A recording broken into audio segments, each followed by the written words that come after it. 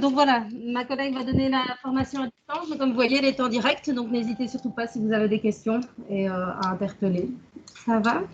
Voilà, je te laisse la main, Laurence. Ok, merci beaucoup. Donc, tout d'abord, bonsoir à toutes et à tous. Merci d'être présents ce soir pour cette formation et surtout merci pour l'investissement que vous mettez pour ces élections sociales 2020 qui sont, on peut le dire, particulières. Alors, donc, vous êtes ici en fait pour la formation par rapport aux tâches et aux missions des témoins. Donc, les points qui seront abordés, donc c'est le bureau de vote et les témoins, les opérations qui sont effectuées avant et pendant le vote, les opérations qui seront effectuées pour le dépouillement, pour attribuer les mandats, quelques cas particuliers, la clôture des opérations électorales, un petit mot sur le vote électronique et la rémunération des témoins. Alors, le bureau de vote, désignation du bureau de vote plus les témoins. Donc, à X plus 40, le président a dû être désigné ainsi que le suppléant. À X plus 54, c'est la désignation du secrétaire et des autres membres du bureau de vote. X plus 56, c'est l'accord sur le vote par correspondance. Et on verra qu'avec la procédure Covid, il peut y avoir un accord tardif pour le vote électronique. À X plus 60, affichage de la composition du bureau. À X plus 70, la désignation des témoins. À X plus 77, dernière rectification des listes électorales, ce qu'on appelle le toilettage. À X plus 80, c'est la remise des convocations électorales et X plus 82, c'est l'envoi par courrier des convocations en cas de non-réponse au jour X plus 80. Donc, comme je le disais, X plus 40, désignation le bureau de vote, pardon, entre X plus 40 et X plus 54, donc le président ou la présidente, plus au suppléant, le secrétaire ou la secrétaire et les assesseurs. Donc, ça doit être des membres du personnel de l'entreprise, mais ne peuvent pas être des candidats. Donc, le président, il est désigné par le CE, le CPPT, à défaut par la DS et l'employeur, ou encore par le syndicat et l'employeur. S'il n'y a pas d'accord, on peut demander à l'inspection sociale pour décider au plus tard le jour X plus 54. Donc, le secrétaire et son suppléant, ils sont désignés par le président du bureau de vote le jour X plus 54. Il doit figurer sur la liste électorale de sa catégorie, sauf s'il y a un accord avec les délégués du personnel et ou le syndicat. Les 4 assesseurs, eux, sont désignés par le CE ou le CPPT, par le président du bureau de vote s'il s'agit des premières élections et à défaut par l'inspection sociale. Ils doivent également figurer sur la liste électorale de leur catégorie, sauf s'il y a également un accord. Et donc, le point d'attention, c'est de vérifier que les assesseurs suppléants ne soient pas des candidats. Alors, normalement, il faut créer un bureau de vote par collège électoral. Il est possible qu'il y ait plusieurs bureaux de vote pour un seul collège électoral. Dans ce cas, on doit alors désigner un bureau de vote principal. C'est surtout quand on vote sur plusieurs sites ou s'il y a des votes le week-end et en semaine, et donc il pourrait y avoir en effet plusieurs bureaux. Alors, normalement, il doit y avoir un collège électoral distinct pour les ouvriers à partir de 25 ouvriers sur la liste électorale, pour les employés à partir de 25 employés sur la liste électorale, un collège électoral commun pour entre 1 et 24 ouvriers ou 1 et 24 employés sur la liste électorale, un collège distinct pour les cadres à partir de 15 cadres sur la liste au jour X et un collège distinct pour les jeunes à partir de 25 jeunes de moins de 25 ans sur la liste électorale. Alors, la règle, c'est qu'au moins un bureau de vote par collège électoral, jeune, ouvrier, employé, cadre ou un collège commun, ouvrier, employé, que c'est un témoin effectif et un témoin suppléant qui sont désignés par bureau de vote et par organisation. Les témoins seront désignés entre le 27 octobre et le 9 novembre.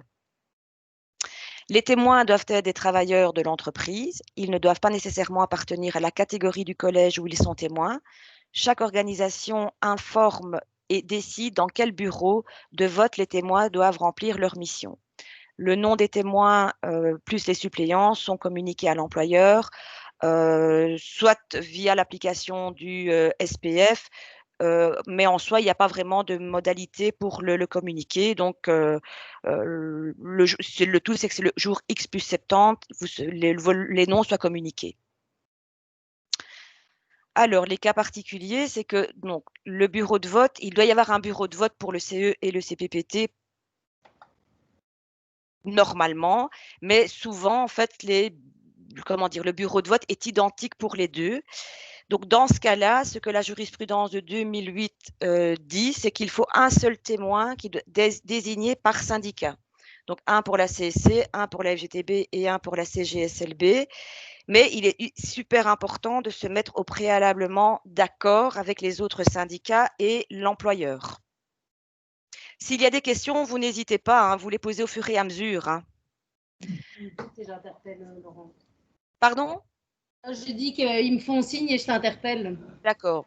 Et puis, on a aussi, je ne l'ai pas présenté et je m'en excuse, Eric, mais on a Eric Audron qui est là et qui est un expert et qui pourra probablement mieux répondre que moi à toutes vos questions. Alors, le rôle des témoins, c'est de veiller au bon déroulement des élections sociales, de communiquer les résultats à la CSC et de contrôler les résultats transmis par l'employeur au SPF.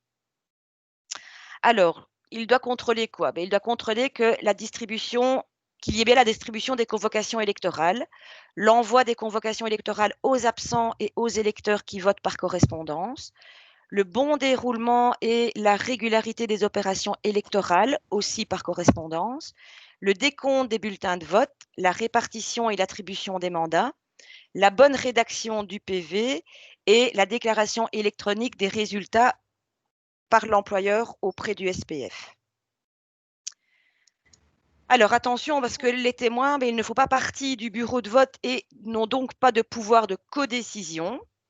En cas d'irrégularité, ils peuvent, mais moi je dirais qu'ils doivent s'adresser au président du bureau de vote pour signaler les irrégularités observées ou les risques d'irrégularité. Ils peuvent et ils doivent faire acter leurs remarques au procès-verbal. S'il y a un refus du président de noter les remarques, il faut alors prendre note dans le carnet du témoin ou alors, enfin, sur un document en tout cas, mais vous devez, si jamais vous constatez des irrégularités, le noter et le noter au moment où ça se passe. Si c'est 2 heures ou 3 heures après que vous vous dites, tiens, il s'est passé quelque chose là, mais je ne l'ai pas noté, vous n'avez pas tous les détails. Donc, c'est très important de le faire au fur et à mesure et en informer à ce moment-là la CSC. Donc, le bureau de vote est responsable des opérations de vote. Seul le président de vote prend les décisions. Après le vote ou en cas d'interruption de celui-ci, les témoins peuvent apposer leur propre signe distinctif sur la bande de scellement des urnes et enveloppes. Donc, soit vous avez un cachet ou alors vous y mettez simplement votre signature et vérifier qu'il ne peut être brisé sans laisser de traces apparentes. Le témoin doit également être présent lorsque les urnes et enveloppes sont décellées au début des nouvelles opérations de vote. Le témoin accompagne le transport de l'urne lorsque le dépouillement se fait ailleurs que sur le lieu du vote. Demandez la suspension des opérations de vote si vous devez aller voter dans un autre bureau de vote. Donc, les opérations qui sont à effectuer avant le vote. Donc, c'est l'employeur qui est chargé de la convocation. Donc, l'employeur, il adresse la convocation au plus tard 10 jours avant la date des élections. Donc, ici, entre le 6 et le 11 novembre, de préférence avec un accusé de réception. L'envoi peut débuter à partir du jour X plus 77 si la liste des électeurs et des candidats est vraiment définitive. On peut également envoyer via un système électronique, toujours avec un accusé de réception. Faute d'accusé de réception, la convocation, on envoie une convocation par courrier recommandé au jour X plus 82, sauf que petite nouveauté par rapport aux élections 2020, c'est que ce courrier par recommandé n'est plus obligatoire, bien entendu s'il y a un accord unanime entre le CE et le CPPT, mais on peut utiliser une autre méthode, style envoi non recommandé, email. Là-dessus, il faut être très attentif parce que si vous avez des collègues qui habitent en France, peut-être qu'ils ne vont pas recevoir le courrier dans les délais. Et en plus, aujourd'hui, on sait que le courrier n'est plus distribué tous les jours. Et donc, là-dessus aussi, il faut être hyper attentif parce que si les convocations n'arrivent pas au temps voulu et que les gens ne savent pas renvoyer leur bulletin de vote, voilà, ce ne sera pas valable. Alors, les témoins peuvent être présents lors des opérations de convocation des électeurs pour vérifier que personne n'a été oublié sur la liste des électeurs, vérifier que les électeurs sont convoqués à temps, et vérifier que la convocation comporte bien la mention « Pour assurer le caractère vraiment représentatif de la délégation syndicale qui sera élue, tous les travailleurs ont le devoir de participer au vote. » Vérifiez également la date, l'horaire et le lieu des élections, ainsi que le bureau électoral dans lequel l'électeur doit se rendre. De nouveau, si vous constatez des irrégularités, vous pouvez vous adresser au président du bureau de vote et faire acter les remarques au procès-verbal. Alors, un petit ajout dans la jurisprudence, c'est que les travailleurs doivent être informés du fait que le temps de déplacement et le temps consacré aux opérations de vote doivent être considérés comme du temps de travail et qu'ils doivent être rémunérés.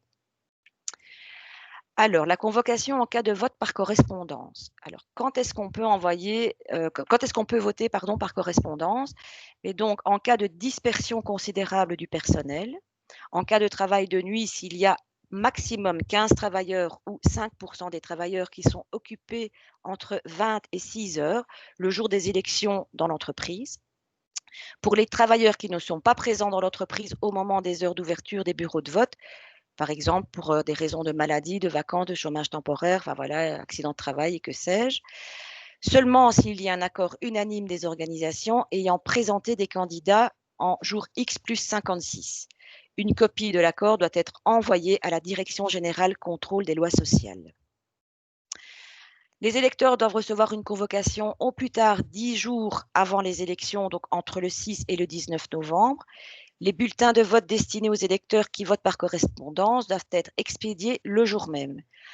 L'envoi de la convocation se fait par le président. Donc, le président estampille les bulletins de vote au verso à une place identique pour tous d'un timbre qui porte la date des élections.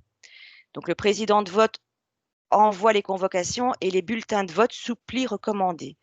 On peut éviter cet envoi si le jour où on remet les convocations, le travailleur est présent dans l'entreprise, même s'il sait que pertinemment, il ne sera pas là le jour des élections, puisqu'il sera peut-être en vacances ou enfin, voilà, je ne sais pas exactement, mais enfin, ça peut se faire quand même.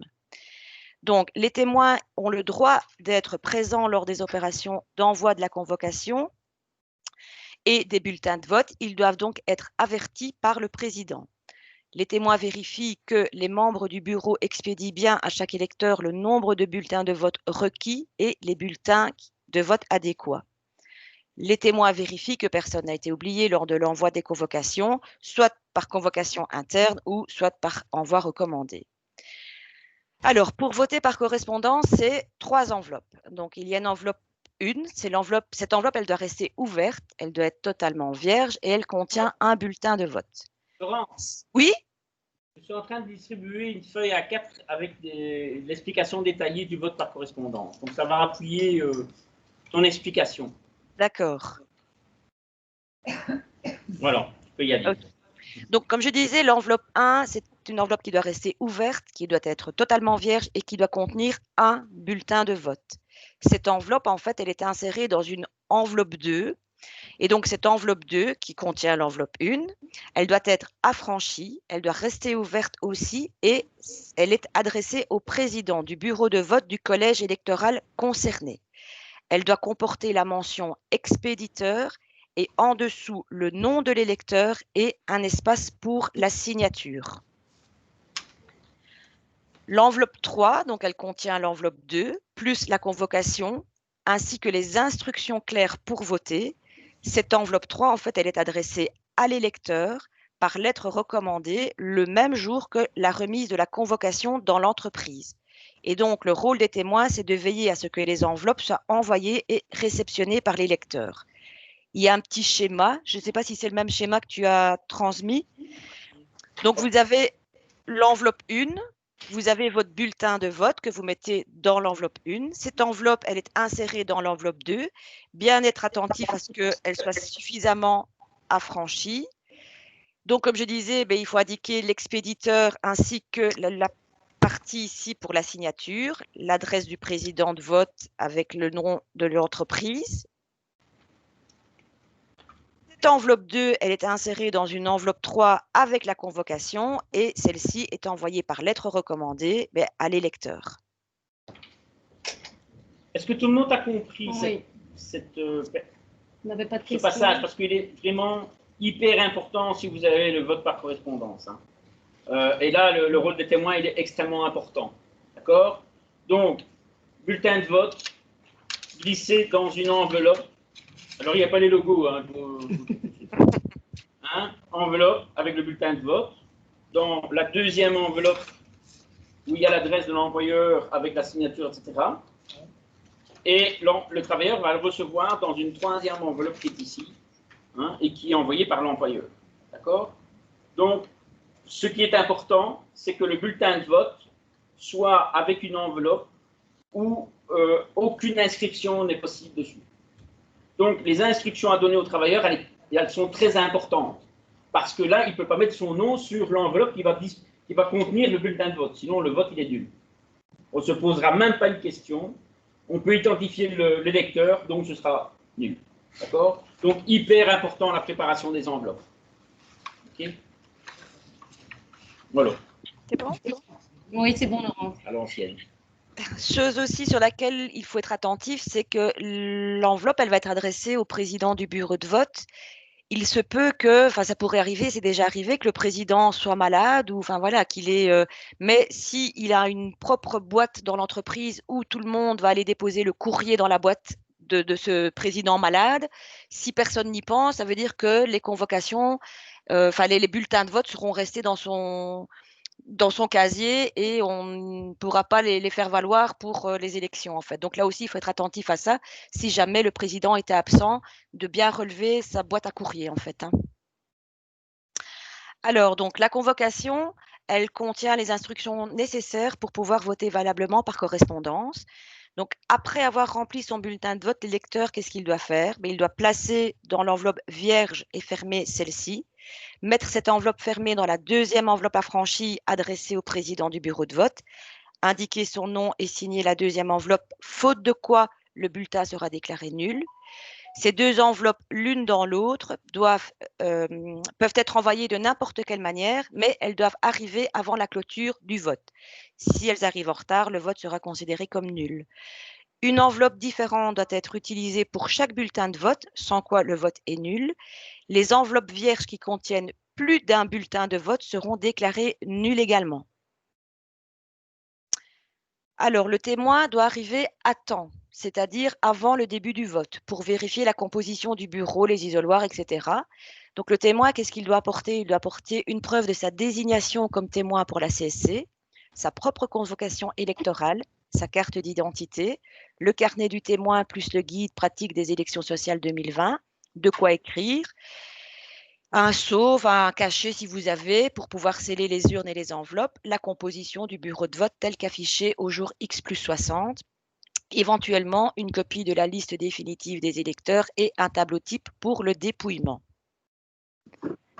Alors, au niveau du bureau de vote, le témoin doit contrôler la disposition du local de vote, également vérifier qu'il est totalement neutre, il ne faut pas qu'il y ait des couleurs et des affiches. La composition du bureau de vote conforme à l'affichage X plus 60. Donc, c'est le président et son suppléant, le secrétaire ou son suppléant, plus les 4 assesseurs. Le respect des dates et heures d'ouverture du bureau de vote en conformité avec l'avis affiché le jour X, que l'urne est bien vide avant le vote et vérifier également les isoloirs ainsi que les crayons qui sont prévus pour le vote. Alors là aussi, il faut se mettre d'accord au départ sur ce qui va être utilisé. Au vu de la situation actuelle, il est possible que il faut de prévoir un stock suffisant de bics parce que peut-être que les gens ne voudront pas utiliser celui qui a servi pour le votant avec le votant précédent. Donc voilà, je ne sais pas comment vous allez vous organiser. Est-ce que vous allez les désinfecter, avoir un stock de bics? Enfin voilà, mais tout ça, il faut aussi se mettre d'accord avant le vote. Alors, au niveau du bulletin de vote, le témoin doit contrôler que les bulletins de vote sont bien conformes au modèle annexé à la loi des élections sociales 2020. La présentation est neutre, le type de caractère et grandeur sont identiques pour toutes les listes sont sur la même page et que les numéros des listes sont les bons.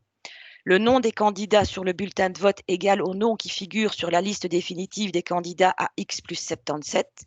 Les bulletins sont pliés en 4 avec mention des listes à l'intérieur. Tous les bulletins portent un cachet au verso au même endroit avec la date du vote. Le nombre de bulletins doit être mentionné dans le PV des opérations électorales. Cas particulier, c'est pour les entreprises de travail adapté. Donc, il y a un arrêté royal qui est paru au Moniteur belge le 1er mars 2012. Et donc, on peut utiliser des bulletins de vote comprenant la photo des candidats uniquement pour les entreprises qui relèvent de la commission paritaire 327 s'il y a un accord unanime entre l'employeur et les syndicats et si le handicap du travailleur le justifie. Donc ici, voici une disposition type d'un bureau de vote. Je ne sais pas si on doit s'attarder sur ce slide. Alors, les opérations à effectuer pendant le vote. Donc, vérifier que l'identité des électeurs est bien contrôlée par les membres du bureau de vote, surtout pour les personnes se présentant sans convocation. Vérifier que toute personne figurant sur la liste définitive des électeurs soit autorisée à voter, même si elle se présente sans convocation ou carte d'identité. Contrôler que chaque électeur reçoive bien le bon nombre et la bonne sorte de bulletin de vote, s'assurer de la régularité des opérations de remplacement des bulletins de vote détériorés, annulation des bulletins de vote repris et annotation du nombre de bulletins de vote repris dans le PV des opérations électorales. Vérifier que le droit éventuel des électeurs qui ne peuvent voter seuls à être assistés lors des opérations de vote est bien respecté. Alors, s'il y a une interruption du vote, temps de midi, étalement du scrutin sur plusieurs jours, déplacement des urnes vers un autre local, vérifier le scellement de celle-ci. Les urnes doivent être mises en lieu sûr, les documents qui doivent être conservés dans des enveloppes scellées. Les témoins peuvent apposer un signe distinctif sur la bande de scellement et ils doivent être présents au début des nouvelles opérations de vote lorsque les urnes sont descellées. À la clôture du vote et avant le dépouillement du scrutin, contrôler l'ajout des votes par correspondance dans l'urne. Donc, concernant la remise des bulletins de vote aux électeurs, si un collège électoral ouvrier, c'est un bulletin de vote CPPT ouvrier et éventuellement CE. Même chose pour les employés, même chose pour les jeunes. Si c'est un collège commun, c'est un bulletin de vote CPPT ouvrier et un bulletin de vote CPPT employé, éventuellement la même chose pour le CE. Concernant le collège électoral cadre, c'est un bureau de vote pour le CE et concernant le CPPT, les cadres votent avec les employés. Donc, un électeur qui devait voter par correspondance et qui se présente malgré tout au bureau de vote, il peut voter sans problème. La seule chose, c'est qu'il faudra être attentif à ne pas garder le bulletin de vote qu'il aura éventuellement envoyé, en fait. Donc, à la fin des opérations de vote, on procède à l'ajout des votes par correspondance. Donc, le président remet aux membres du bureau de vote, sans les ouvrir, les enveloppes des personnes ayant voté par correspondance. Le nom de chaque électeur votant par correspondance doit figurer sur l'enveloppe extérieure 2. Il est pointé au fur et à mesure par le secrétaire sur la liste électorale. Donc, je me répète, mais vérifiez que ces personnes ne s'est pas présentées personnellement pour voter. Si une personne enregistrée comme votant par correspondance est venue personnellement voter, son vote par correspondance doit être détruit et considéré comme non valable. Le président ensuite ouvre les enveloppes extérieures et place dans l'urne adéquate les enveloppes intérieures fermées contenant le bulletin de vote. Les bulletins de vote par correspondance arrivant après la fin des opérations de vote sont à considérer comme nuls. Dans ce cas, le président convoque un bureau spécial. Les témoins doivent être avertis et peuvent être présents. Le nombre de votes arrivés tardivement et le nom des électeurs concernés sont mentionnés dans un PV spécial. Les enveloppes intérieures fermées contenant le bulletin de vote sont remises au plus tard le jour suivant le vote à l'employeur, qui doit les conserver 25 jours avant de les détruire. À la clôture de la procédure électorale, il faut compléter le PV des opérations électorales et donc dans le carnet du témoin, vous avez les annexes A et B du carnet du témoin. Et donc, ces PV, ça reprend le nom des membres du bureau de vote, le nombre de bulletins de vote reçus, le nombre d'électeurs, le nombre de bulletins de vote qui ont été retirés, les bulletins de vote qui n'ont pas été utilisés, et les observations éventuelles des témoins. Il faut sceller les enveloppes contenant tous les bulletins de vote plus les listes électorales et les témoins ont le droit d'apposer de nouveau une signature, un sceau, un cachet, en tout cas sur ces enveloppes. La slide suivante, c'est justement en fait une photo des deux annexes qui se trouvent dans le carnet du témoin. Alors, les opérations qui sont à effectuer pour le dépouillement des votes.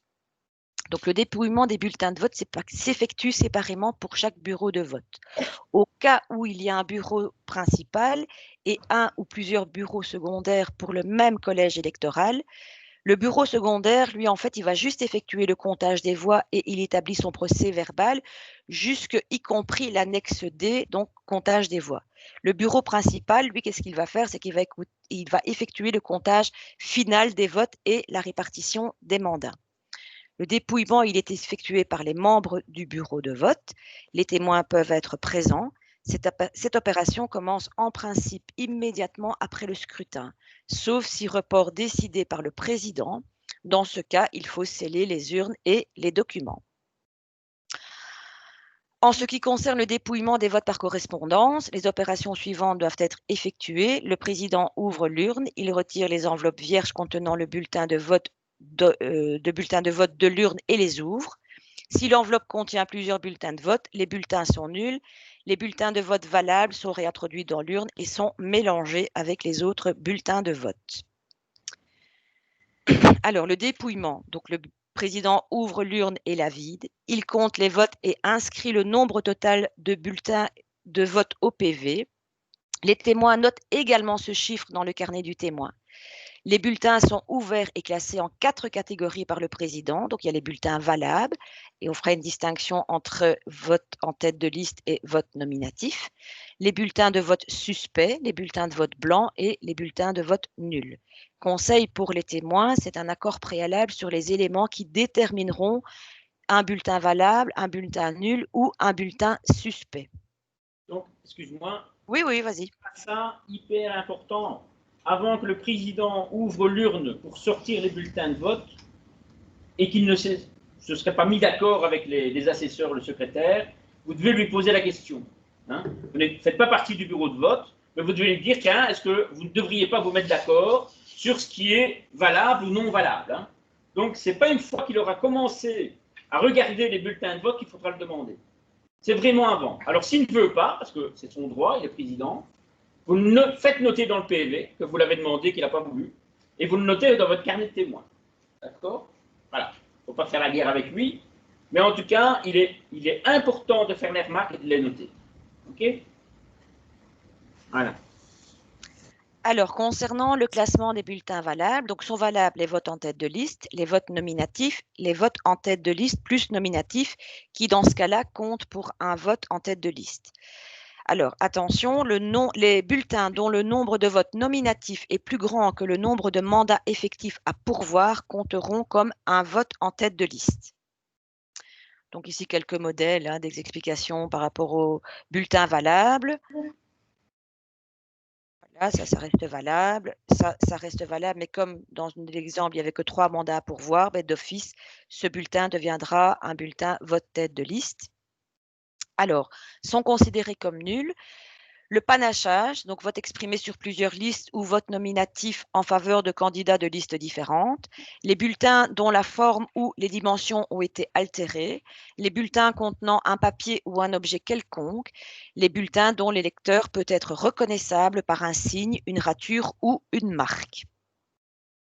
Sont considérés également comme nuls les bulletins de vote par correspondance arrivés après la clôture du scrutin, les bulletins de vote par correspondance renvoyés par des électeurs venus voter au bureau de vote et les bulletins de vote par correspondance dont la signature sur l'enveloppe est manquante.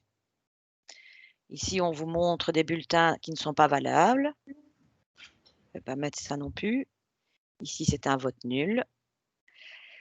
Alors, si le président ou un autre membre du bureau de vote a des doutes quant à la validité ou à la nullité d'un bulletin de vote, le président paraphe ces bulletins suspects.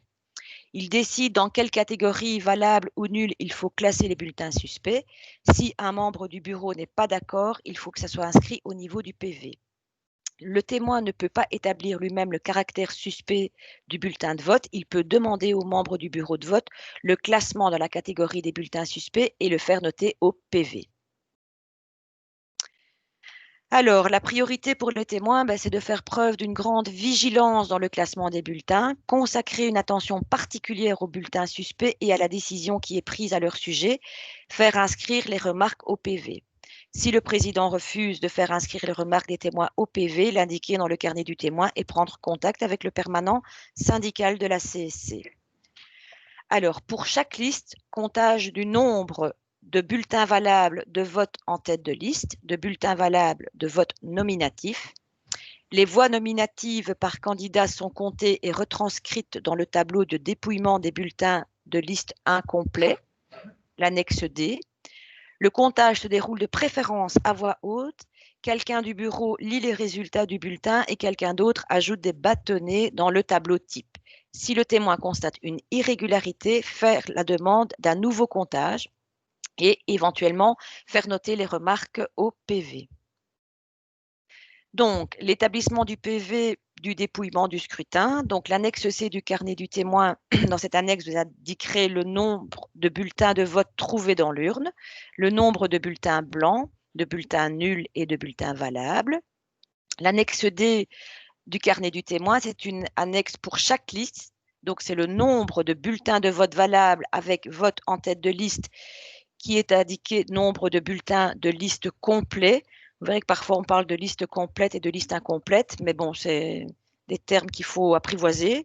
Le nombre de bulletins de vote valables avec vote nominatif, c'est le nombre de bulletins de liste incomplet. Le nom de chaque candidat plus le nombre de votes nominatifs obtenus par chacun de ceux-ci. Donc voici les annexes, la C et la D. Alors, le procès... Oui? De liste, d'accord? Et la liste incomplète, c'est le nominatif. C'est ça. Voilà. Alors, le procès-verbal, il est signé par tous les membres du bureau de vote. Les témoins vérifient si les chiffres ont été correctement inscrits au procès-verbal, font enregistrer leurs remarques éventuelles au PV, notent les données du PV dans le carnet du témoin. Alors, après le dépouillement et comptage des voix, les bulletins sont placés par petits paquets dans des enveloppes séparées pour chaque liste. Les bulletins valables exprimant un vote en tête de liste et les bulletins valables exprimant un vote nominatif pour un ou plusieurs candidats de cette liste. Les bulletins de vote nul, les bulletins de vote blanc. Ces paquets, en fait, sont mis dans des enveloppes et qui sont, enfin, ces petits paquets, en fait, ils sont mis dans des enveloppes qui sont eux-mêmes insérés dans des plus grandes enveloppes, qui sont scellées et transmises soit au bureau de vote principal pour la poursuite des opérations, soit, s'il n'y a qu'un seul bureau de vote, directement à l'employeur qui doit les conserver également 25 jours. Le témoin a le droit également d'apposer un cachet, un sceau et une signature pour sceller les différents documents. Alors, les opérations à effectuer pour attribuer les mandats. Donc, le nombre de mandats au CPPT dépend du nombre de travailleurs dans l'entreprise au jour X, donc l'affichage, et non le nombre de travailleurs repris sur la liste électorale. Pour le CE, le nombre de mandats dépend également de la présence ou non d'une délégation distincte pour les cadres. Alors, le bureau principal répartit les mandats, reçoit les procès-verbaux et les documents des autres bureaux. Si pas de bureau principal, la répartition des mandats se fait par le bureau qui effectue le comptage des voix, normalement immédiatement après la clôture des opérations de dépouillement. Si un collège commun, la répartition des mandats se fait de manière distincte pour les ouvriers et les employés. Alors, à la CSC, il existe une application, je vous donnerai le lien tout à l'heure, qui permet de calculer la répartition des mandats par collège et par syndicat. C'est là qu'après ça, je dois aller faire une colo parce que j'aurai des cheveux gris. Alors, les étapes à suivre, c'est donc la partie 1, le nombre de mandats pour chaque liste. Donc, calculer le chiffre électoral, calculer les quotients électoraux, déterminer le nombre de mandats attribués à chaque liste. La partie 2, c'est quels seront les élus dans chaque liste. Et donc là, il faut calculer le nombre de suffrages utiles, calculer le chiffre d'éligibilité, calculer le nombre de votes en tête de liste à répartir par dévolution, répartir les votes en tête de liste par dévolution entre les candidats, désigner les élus et attribution des mandats aux candidats. Et la dernière partie, c'est désigner les suppléants et déterminer l'ordre des candidats non élus. Vous inquiétez pas, il y a des exemples. Ça, c'est le fameux lien, mais on y reviendra tout à l'heure pour pouvoir répartir les mandats. Donc, calculer le chiffre électoral pour chaque liste. Donc, en fait, le chiffre électoral, c'est quoi? C'est le nombre de voix exprimées pour chaque liste, les votes en tête de liste et votes nominatifs. Donc, vous allez voir dans votre carnet du témoin, il y a l'annexe F, et donc vous avez chaque liste qui est reprise. Vous devez indiquer ici le nombre de listes complets, donc c'est ce qui était dit tout à l'heure, c'est les têtes de liste. Et puis, vous devez indiquer en dessous les listes incomplets, donc les nominatifs, et vous devez additionner ces deux chiffres. Et ça, à ce moment-là, vous allez obtenir le chiffre électoral. Est-ce que ça va? N'hésitez pas à poser vos questions. Il y a une question. Vas-y. On pourra avoir le témoin. Vous n'avez pas eu? Non. Ah tiens, vous n'étiez pas là. Allez, attends, hein.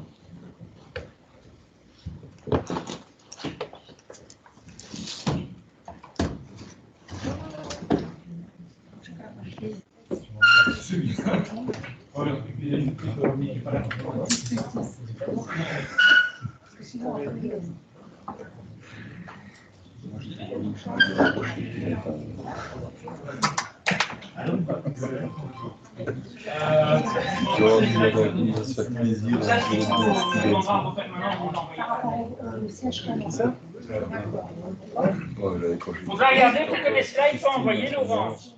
Pardon? On demande que les slides soient envoyés, peut-être voir avec les permanentes centrales. Oui, mais ça, à la rigueur, comme j'ai fait pour chaque journée de formation, j'ai demandé Enfin non, j'ai transmis mon adresse mail. C'est plus facile que d'avoir toutes les adresses en disant que les gens me contactent pour que je leur envoie les trucs, en fait. Ça va. Ça va? Ça la fin. Ça va? Et l'adresse, c'est quoi? C'est Sophie, Laurence.Pochet. Excuse-moi. Laurence.Pochet avec Z, arrobase, acv-csc.be.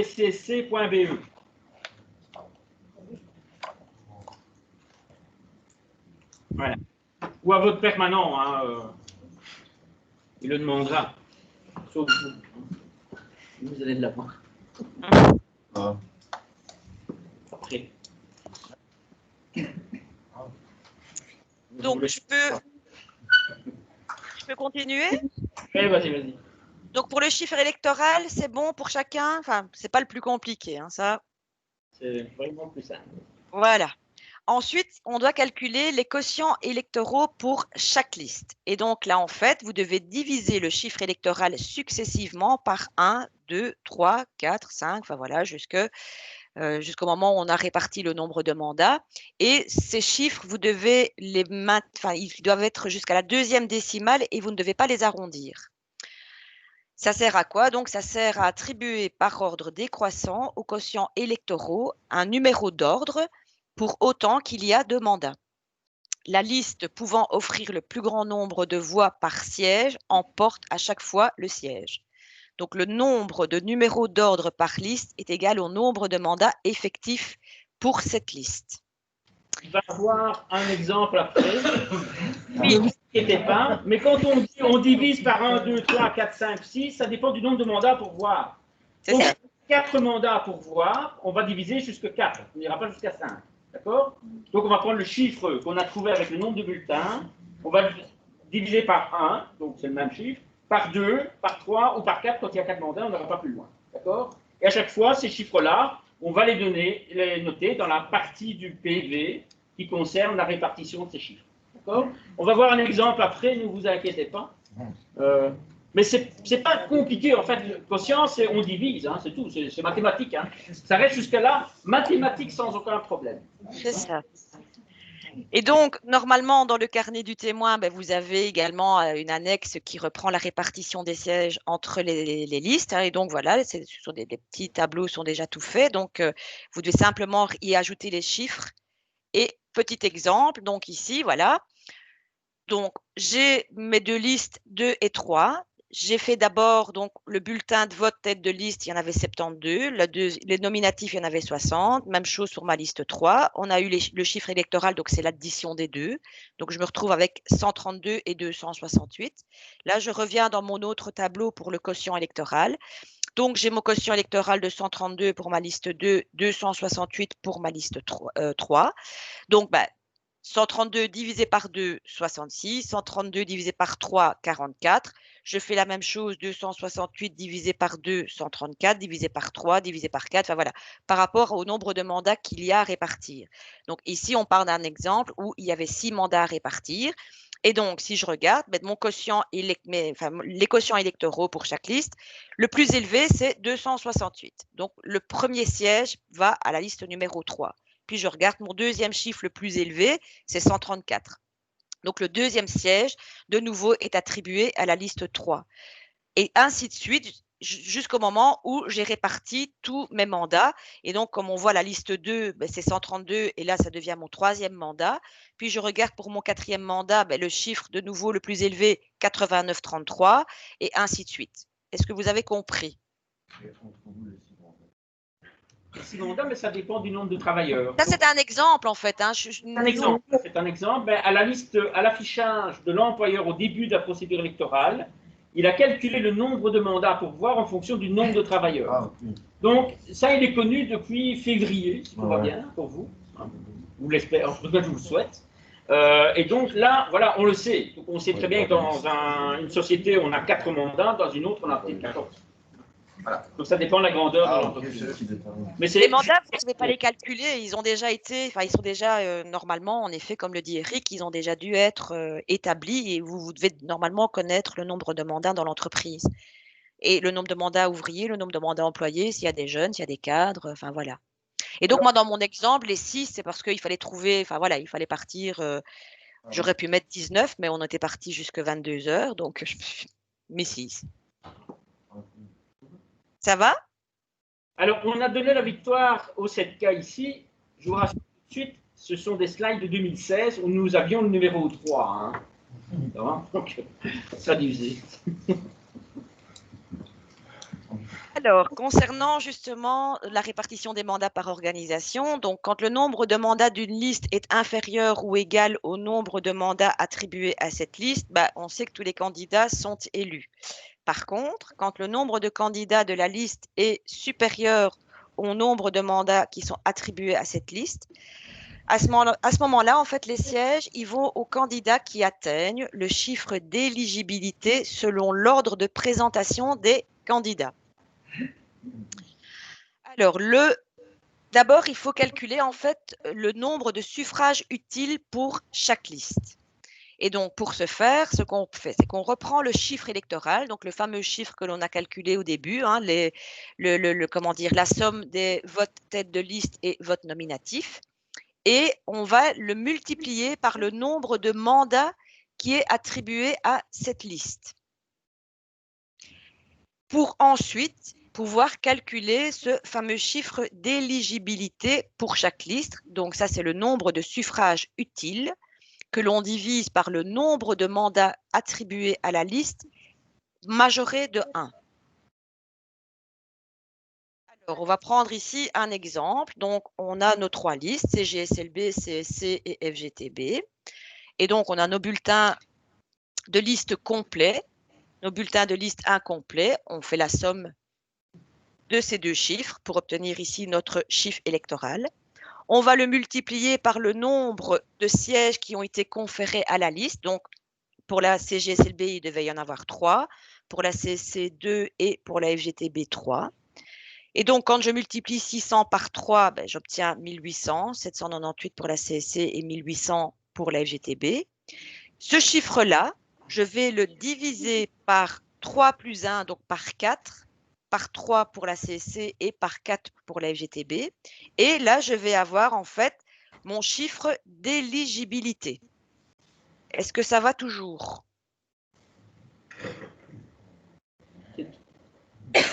C'est donc le chiffre que chaque candidat présenté à la liste doit avoir pour être élu.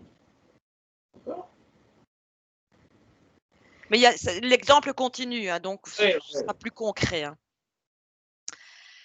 Donc voilà, donc calculer le nombre de votes en tête de liste à répartir. Et donc là, c'est la manière dont on le retranscrit sur le document sur l'annexe H qui se trouve dans le carnet du témoin.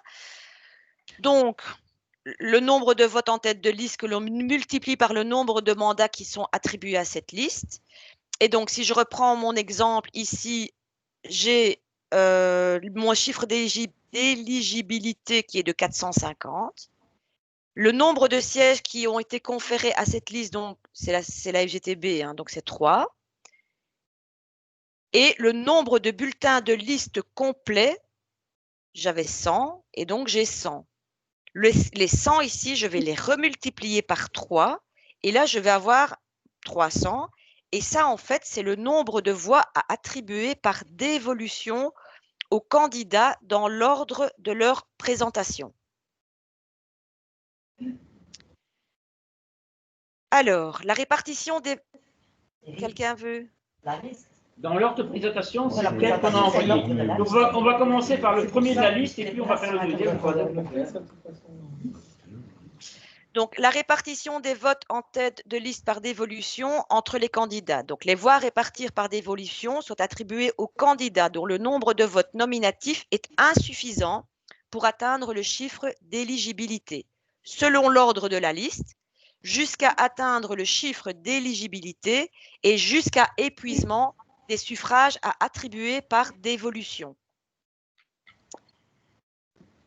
Alors, je vais directement passer par l'exemple, je pense que ce sera plus parlant. Donc, vous avez ici votre chiffre d'éligibilité. Alors, on est passé là sur la liste de la CGSLB. Hein, donc, il y avait 3 mandats. Il y avait 199 bulletins tête de liste que l'on a multiplié par 3. C'est par le nombre de sièges qui étaient conférés à la liste. Et on obtient un chiffre ici de 597 qui sont les voix à attribuer par dévolution. Alors, j'ai communément le pot. Voilà, c'est ça. C'est le pot. Et donc, dans mon exemple, j'ai mon premier candidat, donc M. Du, qui avait 300 voix nominatives. Pour atteindre le chiffre d'éligibilité, il lui manque 150 voix, puisqu'il n'en avait que 300 et que le chiffre d'éligibilité est de 450. Donc, de mon pot des 597, je vais retirer 150 voix et pour obtenir les 450, parce que 150 plus 300, 450, ce sera mon premier élu. Mon deuxième candidat, lui, il a eu 250 voix nominatives. Lui, donc, il n'a de nouveau pas atteint le chiffre d'éligibilité. Et donc, de mon pot, je vais retirer 200 voix pour qu'il puisse atteindre les 450. Et donc, ce sera mon deuxième élu sur ma liste. Puis, j'ai mon troisième candidat. Et là, de toute façon, dans mon pot, j'avais déjà retiré 350 voix, donc je ne sais pas en retirer plus que 247. Donc, il n'a pas le chiffre d'éligibilité, mais il est quand même élu. Et donc, ce sera mon troisième élu effectif sur ma liste. Alors, je ne vais pas le montrer. Par contre, je vais montrer celui-ci, où là, en fait, vous voyez, il y a le premier candidat qui, lui, il avait déjà atteint le chiffre d'éligibilité puisqu'il avait 461 voix, donc je ne vais rien aller récupérer dans le pot puisqu'il est déjà au chiffre qu'il fallait obtenir. Donc, c'est mon premier élu. Le deuxième, lui, il avait que 32 voix, mais comme il est le deuxième sur la liste, c'est à lui que je vais ajouter le pot qui est prévu. Il va prendre la totalité puisque c'est 300 voix et que normalement, il doit atteindre 450. Et avec 300 voix, il n'est même pas encore au chiffre d'éligibilité. Il aura 332, mais il sera élu et il sera deuxième puisqu'on va suivre la liste. Et mon troisième candidat, puisque c'est une liste qui avait droit à 3 candidats, mais il sera élu aussi sans aller chercher dans le pot puisqu'on va regarder par rapport… Oups. Excusez-moi. Voilà. Est-ce que vous avez compris ce système de calcul? C'est clair? Donc, en fait, le troisième de la liste, il est troisièmement élu parce qu'en fait, il a 302 en voix nominatives. Hein. S'il avait 350. S'il avait eu 150, alors que le quatrième, il a 185, ou le cinquième, il a 185. Oui, c'est le sixième, 186. C'était le sixième qui… Voilà. Donc, quand on fait des listes, et c'est vrai que c'est la bataille des candidats, hein, moi je vais le plus haut possible, vous voyez bien que si on met quelqu'un de haut dans la liste qui ne va pas ramener beaucoup de voix, ça va avoir un impact sur le bas de la liste. D'accord? Et ça ne sert à rien du tout. Donc, il faut mieux mettre des gens qui vont rapporter des voix, hein, le plus haut possible, parce que comme ça, on utilise moins le pot. Voilà. Donc, ça, c'est un exemple concret que si on est 6e, 7e ou 8e de la liste, si on a beaucoup de voix nominatives, on peut être élu effectif à la place de celui qui est 3e ou 4e. Ça dépendra du choix du permanent et de l'équipe syndicale qui aurait été fait au moment où on a fait la liste. D'accord? Bon, c'est un exemple bien clair. C'est pas logique. Quand il a 300 voix, il passe même pas deuxième et il est troisième. Oui, parce que tant qu'on a le pot qui est là, on vide le pot. C'est ça que ça sert, le pot. C'est du n'importe quoi, ces trucs-là. Et non, on peut être dernier. On peut être avoir dernier, beaucoup passer de voix troisième. et passer deuxième. Hein. Tout à fait. Ouais. Tout à fait. Alors, quand on a réparti donc, les mandats, en fait, il faut désigner les suppléants pour chaque liste et déterminer l'ordre des candidats non élus. Donc, directement après la désignation des élus effectifs, on procède à la désignation des suppléants et à l'établissement de l'ordre des non élus, et cela doit figurer également dans le PV. Donc, normalement, le nombre de suppléants est égal au nombre de candidats qui sont élus. La procédure utilisée pour attribuer les mandats suppléants, elle est identique à celle retenue pour les effectifs. Donc, on va exactement refaire la même procédure pour les suppléants. Le nombre total de voix réparties par dévolution est de nouveau partagé entre les élus prétendant au mandat de suppléant selon l'ordre qu'ils occupent sur la liste. Donc, la procédure, elle ne change pas et on utilise la même manière de fonctionner pour les candidats qui seront des suppléants. On ne va pas refaire les différents documents. Voilà. Les cas particuliers qui pourraient également exister, c'est lorsque l'on a sur plusieurs listes qui ont le même quotient électoral. Donc, le dernier mandat est attribué à la liste qui a le chiffre électoral le plus élevé. Donc, ici, comme vous voyez, on avait calculé, on a eu notre chiffre électoral. Et puis, ce qu'on a fait, c'est qu'on calcule le quotient électoral. Et en divisant à chaque fois le quotient électoral par 2, 3, 4, voilà. Mais à un moment donné, on se rend compte, il y avait 4 mandats pour cette liste. Donc, dans mon exemple, il y a 4 mandats attribués. Et puis, on se rend compte que sur la liste 1, j'ai 60 comme quotient électoral et sur la liste 3, j'ai également 60. Eh bien, dans ce cas-ci, c'est la liste qui avait le chiffre électoral le plus élevé qui va emporter le 4e mandat. Ça va, c'est clair, ça? Alors, une liste obtient plus de mandats qu'elle n'a de candidats. Les sièges non occupés restent vacants, ils ne peuvent pas passer à une autre liste ni à une autre catégorie de la même liste. Par exemple, la liste 2 propose 2 candidats mais se voit attribuer 4 sièges, 2 mandats resteront alors inoccupés. Donc ça arrive plus qu'on ne pense, ce genre de choses. C'est pas parce qu'on ne présente pas beaucoup de candidats qu'on n'a pas une majorité aux élections. C'est pas vrai. Ça n'a rien à voir. Alors, petite information ici, donc concernant l'ordre des non-élus. Donc, si un suppléant devient effectif au CE ou au CPPT ou si son mandat prend fin, celui-ci doit être remplacé par un non-élu. Alors, les possibilités, c'est que le membre effectif qui quitte son entreprise, le suppléant devient effectif et le candidat non-élu qui est protégé pour 4 ans devient suppléant. Le membre effectif quitte son entreprise, il n'y a pas de suppléant, le non-élu devient directement effectif, mais on met une priorité à ceux qui ont 4 ans de protection et ensuite ceux qui ont une protection pour 2 ans. Donc, le suppléant au CE ou au CPPT qui quitte l'entreprise peut seulement être remplacé par un non-élu avec une protection de 4 ans. Je vous ai également mis un peu, mais ça, comme je vais vous donner le slide, enfin, voilà comment ça se passe au niveau de la protection en fonction des élections. Et donc, si on n'a pas été élu en 2020, on a quand même une protection complète. Si on n'est pas été élu en 2016 ni en 2020, on a une protection limitée. Enfin, et ainsi de suite, on ne va pas tous les passer. De toute façon, vous aurez le slide et donc ça pourra vous permettre de pouvoir le relire.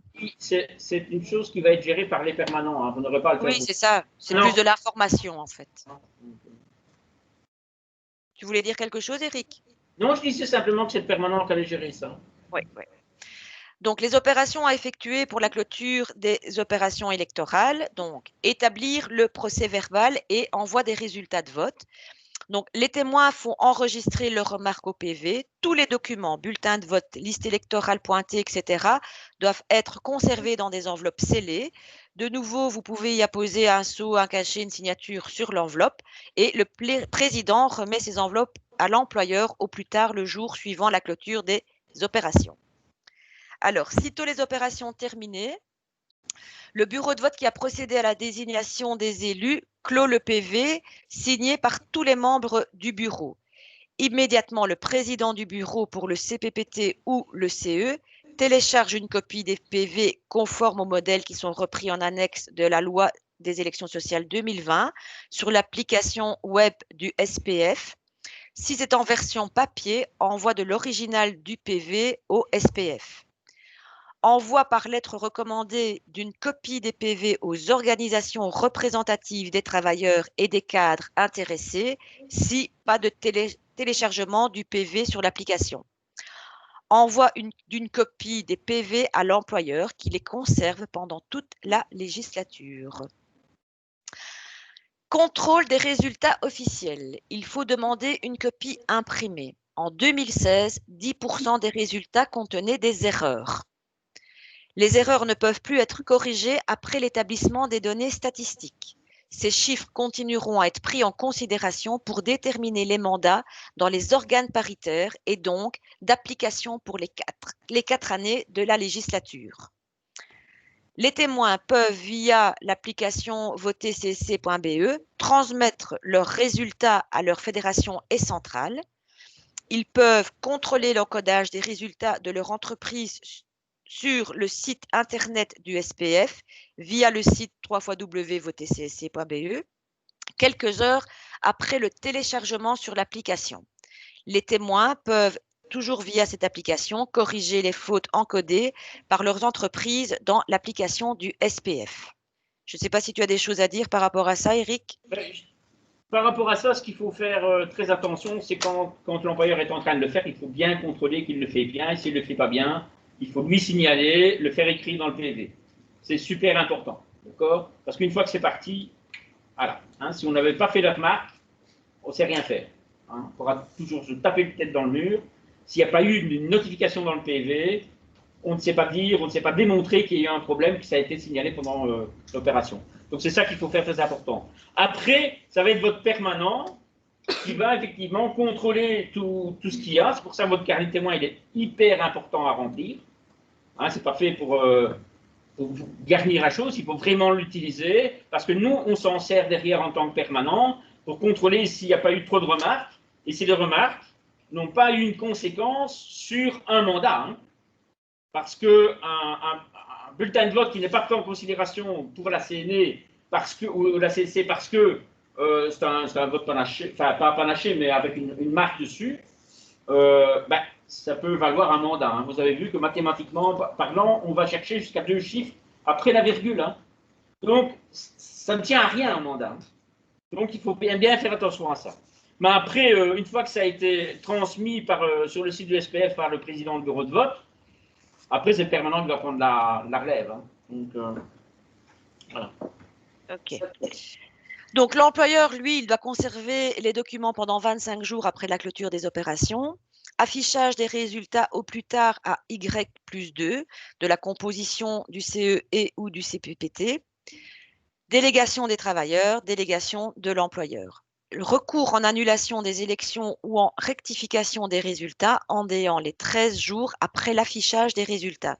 Donc, c'est la date d'affichage plus 13 jours. Alors, en cas d'arrêt complet des opérations, donc ça, c'est uniquement si les syndicats ne présentent aucune liste de candidats. Donc, l'arrêt, lui, se fait après 35, à X+35, en fait. Il est fait par l'employeur. Et donc, à ce niveau-là, il n'y aura pas de bureau de vote qui sera constitué. Et l'employeur envoie un PV au SPF pour les informer qu'il y a un arrêt de la procédure. En cas d'arrêt partiel des opérations, donc c'est quand aucune liste n'a été introduite pour une ou plusieurs catégories, mais bien pour d'autres catégories.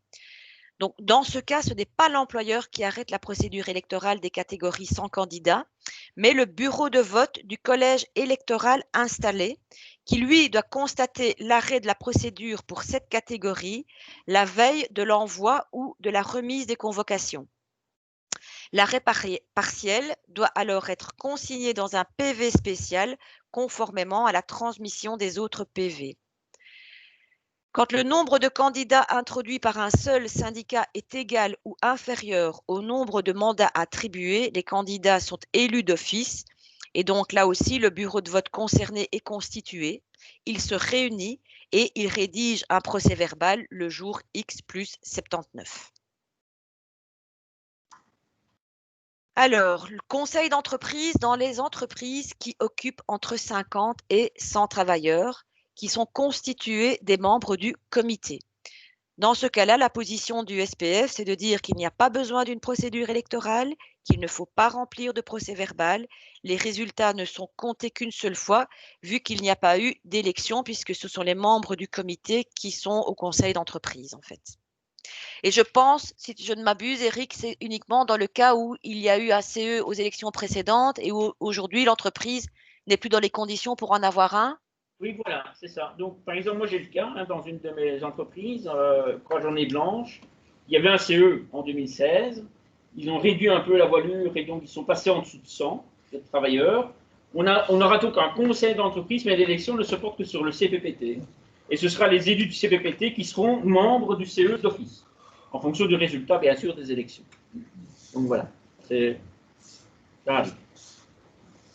Alors, les opérations qui sont à effectuer en cas de vote électronique.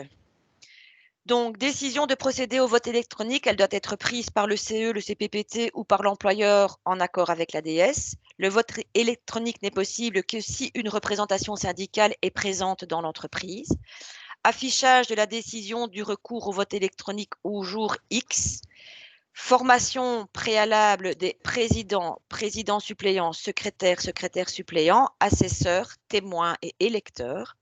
L'employeur doit prévoir la possibilité de tester préalablement le système de préférence avec des noms fictifs. Le système informatique doit enregistrer toutes les données qui doivent être reprises dans le PV des élections. Alors, je ne sais pas si chez vous, il va y avoir des élections par vote électronique. Qui en aura? Personne? Personne.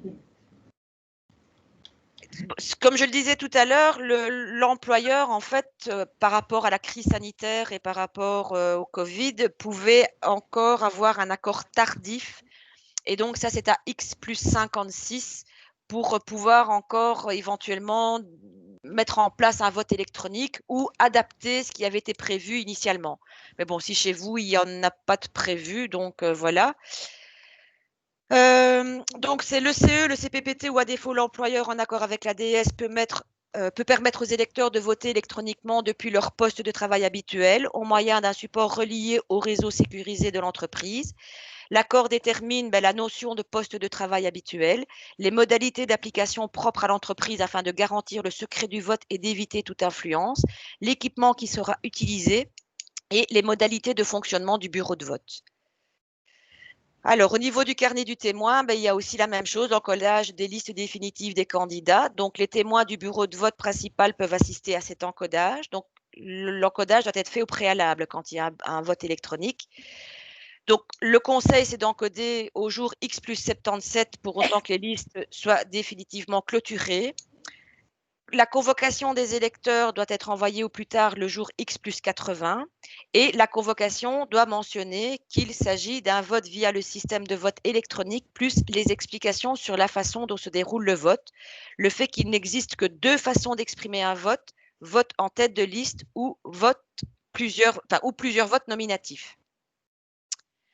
Alors, vous devez également vérifier si les membres du bureau de vote sont présents. Donc, ça, c'est quand le bureau de vote doit être installé. Vérifier si le bureau de vote est constitué conformément à ce qui a été affiché à X. Le président démarre le système disquette plus un mot de passe. Si on vote au moyen d'une carte magnétique qui apparemment n'est plus obligatoire en 2020, mais donc il faut compter les cartes magnétiques et également les bulletins de vote papier. Notez leur nombre respectif dans le PV. Alors, contrôler les cartes magnétiques pour vérifier qu'il n'y ait pas d'inscription, pas de référence à un syndicat, etc. Ce qu'il faut contrôler également, c'est si le système de vote électronique fonctionne, que les cartes sont valides, que les écrans montrent clairement un écran spécifique pour le CE et un autre pour le CPPT, et le premier écran donne un aperçu de tous les numéros et sigles des listes. Alors, pour chaque liste, que le nom de tous les candidats apparaisse dans l'ordre de leur présentation. Les écrans de vote doivent être neutres et objectifs. Aucune liste ne doit être avantagée ou désavantagée. S'assurer que le système ne permet pas d'émettre un vote nul. De toute façon, si c'est un vote nul, il y aura un message qui va apparaître à l'écran et qui invitera l'électeur à recommencer son vote. Si plus de votes nominatifs que de mandats effectifs à pourvoir, il y aura également un message qui va inviter à recommencer le vote. Alors, vérifier que les cartes magnétiques utilisées pour tester le système, donc avant l'ouverture du bureau, ne soient pas déposées dans l'urne électronique et ont bien été détruites, que le nombre a été indiqué dans le PV, donc les cartes magnétiques qui auraient été reprises, contrôler si les urnes classiques et les urnes électroniques sont bien vides avant le début du vote et vérifier l'agencement des locaux et des ordinateurs réservés aux opérations de vote afin de garantir le secret du vote. Donc, il y a aussi une vérification que les électeurs sont bien inscrits sur la liste électorale définitive, vérifier que les 10 premiers électeurs arrivés votent par papier. Ça, par contre, Eric, moi, j'ai besoin d'une explication parce que je ne sais pas pourquoi les 10 premiers doivent voter de manière papier. Je ne sais rien non plus, on peut te dire. Alors, ça va. J'ai relu plusieurs fois les notes et ils ne disent pas pourquoi les 10 premiers doivent voter en papier. Enfin bon, voilà. Vérifier que l'électeur reçoit bien 2 cartes magnétiques. Alors, elles ne sont plus obligatoires et donc il y a la possibilité de voter directement via Internet. Mais donc, si c'est encore par carte magnétique, c'est 2 cartes, une pour le CPPT et une pour le CE. Et que chaque électeur reçoit bien une carte magnétique vierge pour la validation. Veillez à ce que les électeurs n'oublient pas leur carte dans l'isoloir et déposent celle-ci dans l'urne électronique. Si la carte est refusée par le système, carte endommagée ou refusée par l'urne lors du vote, remise d'une nouvelle carte à l'électeur, détruire et conserver séparément les cartes magnétiques initiales, consigner le nombre de cartes défectueuses dans le procès verbal. Même chose que pour le vote papier, s'il y a une suspension des opérations de vote, il faut sceller les urnes et mettre tout en sécurité. Les documents pour les opérations électorales, donc les cartes, les urnes, les disquettes doivent être mises dans des enveloppes scellées. Les témoins peuvent également apposer leur sceau ou un cachet sur les enveloppes et les urnes. Faire empêcher l'accès aux ordinateurs qui sont utilisés pour le vote. Être présent au début des nouvelles opérations de vote et vérifier que les ordinateurs sont à nouveau enclenchés. À la clôture du vote et avant la rédaction du PV, contrôler l'ajout des votes par correspondance dans l'urne.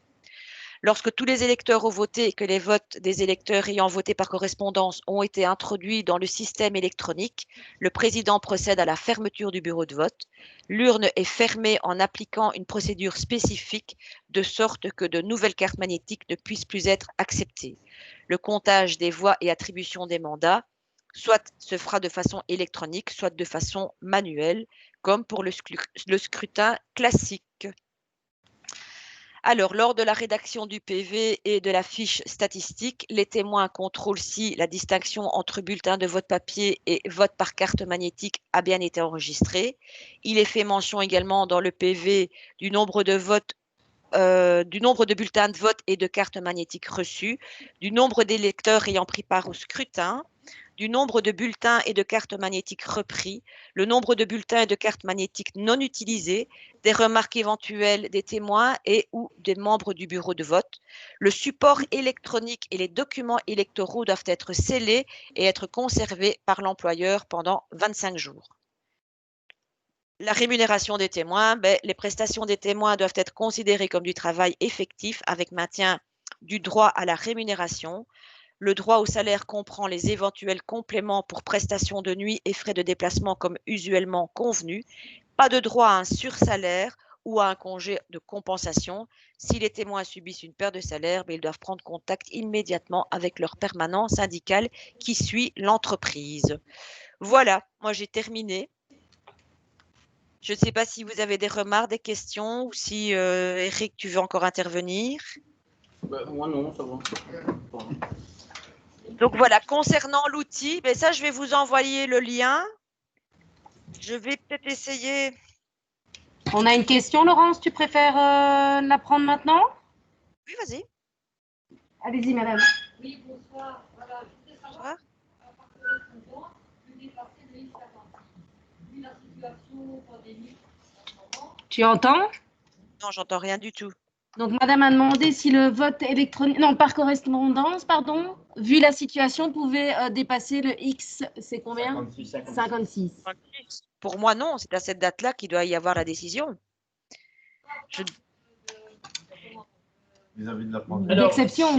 si y a un accord unanime de toutes les organisations syndicales, alors théoriquement, la loi, c'est non. D'accord? Mais s'il y a un accord unanime de toutes les organisations syndicales, toutes, hein, à ce moment-là, donc ça veut dire qu'on s'engage tous à ne pas déposer un recours. D'accord? Mais il ne faut pas traîner parce que ça doit être fait effectivement quand même le plus rapidement possible. Alors sachez que on a demandé au ministre fédéral de l'Emploi de prévoir un arrêté royal dans l'urgence ou une autre forme qui accepte effectivement qu'on puisse dépasser les dates. Mais voilà, on n'a pas encore eu de réponse ou de retour là-dessus. C'est bon. Quelqu'un a une autre question?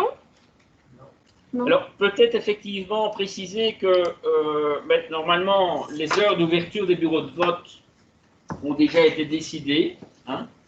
Ce qu'il faut veiller, c'est à faire attention qu'on ait suffisamment de temps, vu la pandémie, pour pouvoir effectivement réaliser les votes avec toute la sécurité qu'imposent les règles Covid. C'est-à-dire qu'il faut une distanciation des travailleurs à l'entrée et à l'intérieur des bureaux de vote et qu'on est censé désinfecter tout le moyen, donc l'isoloir, les crayons, etc. Hein.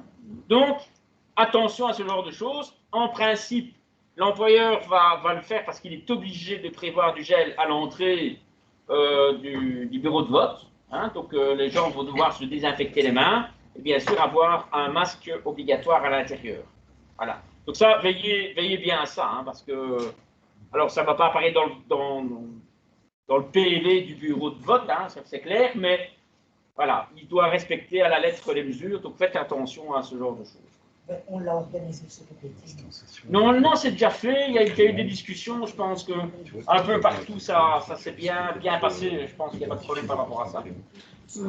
Mais voilà, attention que parce qu'on prend du retard, parce qu'on doit désinfecter systématiquement le système, si on prend du retard et qu'à un certain moment le bureau de vote il ferme à l'heure prévue, là il faudra le signaler hein, dans le PV, parce qu'il faudra dire attention, on a perdu du temps à la désinfection et donc on a dû fermer le bureau de vote alors qu'il y avait toujours des gens qui voulaient voter. Donc marquez-le dans votre PV. Hein, que ça l'employeur devrait prendre des mesures. Hein. Donc maintenant aussi, en fait, je pense que vous voyez comment dire, le lien par rapport à. On voit. Ah, on voit, d'accord. Donc voilà, en fait, ça c'est ce que je vous disais tout à l'heure, c'est l'outil qui a été mis en place par la CSC. Donc c'est un outil qui permet d'abord, dans un premier temps, de calculer les mandats. Hein. Donc ça, si vous entrez ici le nombre de travailleurs, il vous calculera le nombre de mandats en fonction pour le CPPT et pour le CE. Vous pouvez également répartir les mandats. Et donc là, vous pouvez les répartir en catégories. Là, vous avez une possibilité de faire un choix. Il y a un menu déroulant, donc ouvrier, employé. Vous mettez le nombre de mandats qui sont à répartir. Et là, vous allez aller mettre dans les chiffres, enfin, le nombre de bulletins de vote par syndicat pour les différentes listes. Et là également, il fera la répartition des mandats. Et vous avez également la répartition des sièges pour la CSC. Et là, un peu, je ne sais plus c'est quelle annexe du cahier, du carnet du témoin, mais vous devez ici aller encoder chaque nom de candidat le nombre de votes qu'il a eu et il vous donnera également l'ordre des candidats et comment dire, si l'ordre est bien respecté. Enfin, il vous donnera en fait la répartition des sièges pour la CSC. Donc voilà, je trouve que c'est un outil qui n'est pas mal fait. Vous pouvez le faire de manière manuelle et puis aller vérifier si l'outil fonctionne bien. Voilà, je ne sais pas s'il y a d'autres questions, s'il y a d'autres choses à dire, mais en tout cas, pour moi, j'ai fini. Je vous remercie pour votre attention et je remercie Eric pour ses interventions. Est-ce qu'il y a encore des questions? Est-ce que Laurence, on peut faire comme la première formation, donner ton adresse pour le PowerPoint et s'il y a des questions? Oui, tout à fait. J'étais pas là à ce moment-là, alors. Donc voilà, n'hésitez pas si vous Alors, voulez. moi, j'ai peut-être une question avant, parce que bon, je regarde les carnets de témoins qu'on vient de donner aux gens. Ouais. On n'a que celui-ci. Oui. Alors, celui-ci ne peut pas rentrer dans le bureau de vote par la position, puisqu'il est vert. Et donc, avant de rentrer dans le bureau de vote, il faudra enlever la couverture, d'accord? Vous détachez, parce que vous ne rentrerez jamais avec un truc pareil, d'accord? Voilà. Donc, soyez... En fait, ce qu'il y a eu, c'est qu'il y a eu, tu vois, tu as le deuxième procès verbal, là, tu vois, qui lui est gris, mais ça, on n'en a pas eu. Et ça, c'est vraiment le... Les gris, le problème, c'est qu'il y a le logo de CSC dessus, donc il ne peut pas plus. Ça, il y en a encore ici. Alors, il faut savoir qu'en 2016, les années précédentes, parce que je l'ai toujours connu et ça fait quand même mes 8e élections, on avait 2 couvertures en fait. On avait celle-ci plus une neutre à l'intérieur. Donc, vous allez devoir déchirer ça, d'accord? Alors, veillez aussi à ce que les témoins des autres syndicats n'aient pas la même chose que vous, mais avec des autres couleurs. Ça va? Bon, donc... Voilà, ça c'est, je sais pas, on est obligé de faire le bazar. C'est cette année, oui. Et ici, effectivement, comme tu dis, il y a le logo aussi. Oui, voilà. Mais c'est pas grave. Si tu colles un... Ouais. Mais là, la couleur, ça va poser problème. Là, une étiquette Ouais, ben je fais confiance à votre imagination. donc, voilà. Tu mets une casserole. Il y en a peut-être de mettre une couleur là. C'est militaire. Oui, tout à fait. Ceci n'est pas du vert. Ceci n'est pas du vert. Il n'y a pas de temps pour couvrir les trucs de mes gosses. Je peux peut-être les serrer. Ouais, tout à fait. Ouais. Voilà, il n'y a plus de questions en particulier. Du coup, on peut vous libérer. N'hésitez surtout pas s'il y a des questions qui reviennent, soit si vous lisez le PowerPoint, soit voilà, après avoir dormi dessus. Et je vous remercie beaucoup pour votre attention et je vous souhaite bonne chance pour la suite. Et merci à Eric pour son intervention et sa présence. Merci beaucoup, Laurence. Et je vous en prie. Bonne fin de journée. Il a déjà répondu ou pas? Il a déjà répondu à la date.